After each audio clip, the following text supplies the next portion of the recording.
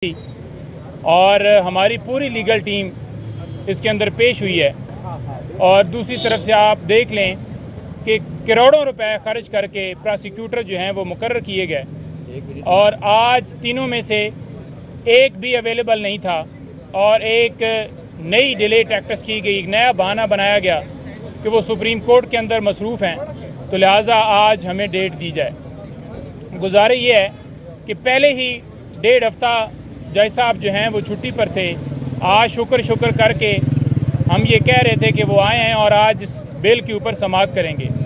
बैसियत कौम हमारे लिए शर्म की बात है कि अमेरिका से धमकी मिली और उस धमकी की सूरत में इमरान खान साहब की चलती फिरती हुकूमत को गिरा दिया गया और उसके बाद बजाय ये कि उस धमकी को जवाब दिया जाता, बजाय ये कि उनके जो उन्होंने साजिश की उसको रद्द किया जाता, आज इमरान खान साहब के ऊपर एक ऐसा ही उसी केस के अंदर एक झूठा केस बनाया गया जिसमें आज खान साहब को गिरफ्तार किया गया है। गुजारिश ये है कि वो शख्स जिसने आज़ाद मुल्क की बात की, जिसने आज़ाद खारजा पॉलिसी की बात की, वो शख्स जिसने गरीबों की बात की, वो शख्स जिसने मुस्लिम उम्मा की बात की, जिसने पूरी दुनिया में मुसलमानों का नाम रोशन किया, जिसने गरीबों की बात की, जिसने सेहत कार्ड फ्री वो सहूलत शुरू की,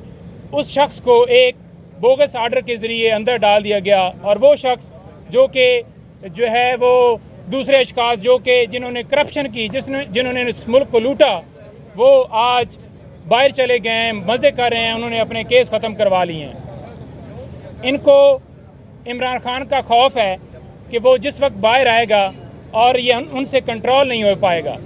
एक शख्स को हटाने के लिए आज मुल्क के अंदर ये पोजीशन आ गई है कि 2 टाइम की रोटी खाने के लिए लोगों के पास पैसे नहीं हैं। महंगाई इस तरह है कि पेट्रोल हो, डीजल हो या खाने पीने की चीज़ें हों, आसमान को छू रही हैं और सिर्फ उस शख्स से दुश्मनी करने के लिए ये सारा ढोंग रचाया गया है और उसको एक बोगस केस के अंदर गिरफ्तार किया गया है। इंशाल्लाह वो आएंगे, वो लीड करेंगे और इस मुल्क के वज़ीर आज़म बनेंगे और इस मुल्क को तरक्की की राह पर गामजन करेंगे। दूसरे नंबर पर ये बता दूं कि इलेक्शन जो हैं वो 90 डेज़ के अंदर होने चाहिए और सदर पाकिस्तान से हम मुतालबा करते हैं कि वो तारीख दें और अपनी आइनी जो ज़िम्मेदारी है वो निभाएं ताकि ये जो मुल्क के अंदर गैर यकीनी सूरत हाल पैदा हो चुकी है इसका खात्मा हो और अवामी नुमाइंदा हुकूमत जो है उसका इंतखाब हो ताकि मुल्क जो है तरक्की की राह पर गामजन हो सके।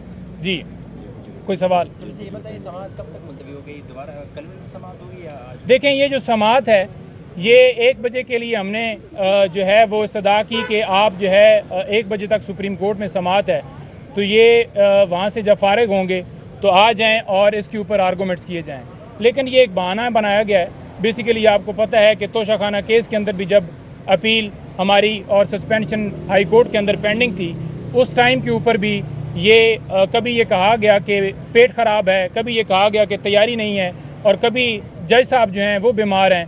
आज भी इसी तरह से एक बहाना बनाया गया है। हम उम्मीद करते हैं कि जज साहब को इस दरख्वास्त को खारिज करना चाहिए और खान साहब को फेयर ट्रायल मिलना चाहिए। अगर आज समाअत मुलतवी की गई तो ये खुलम खुला आइन के ऊपर हमला होगा।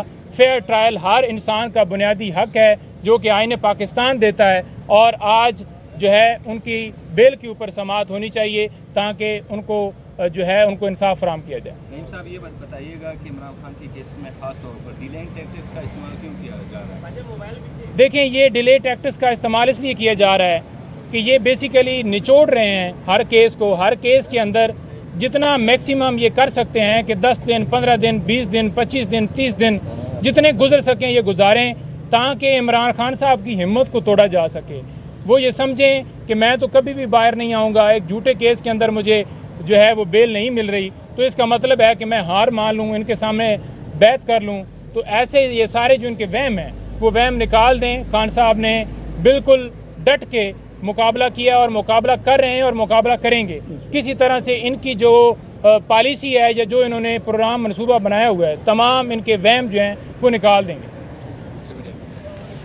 ये कोर्ट वकीलों को सब कुछ पता है।